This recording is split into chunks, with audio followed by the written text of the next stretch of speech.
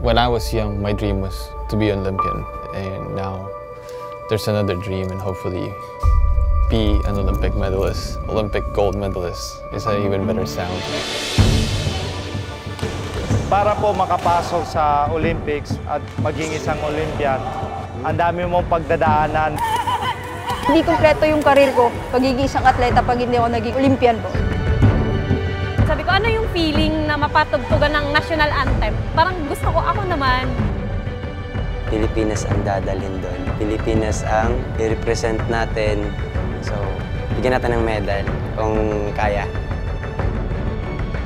Dinidikdik ko po yung sarili ko na paano ka makaka-perform ng maayos sa Olympics? Paano pag Olympics ngayon, anong gagawin mo? Palagi kong mini-face yan yung medal for Olympics. Gusto kong i-break yung mentality ng ibang tao na first-timer is for experience lang. Kahit first-timer ka, kaya mo namang ipanalo yung laban. Okay, last question. Ano nang next? We're flying to Europe. We're gonna see next competitions in Paris.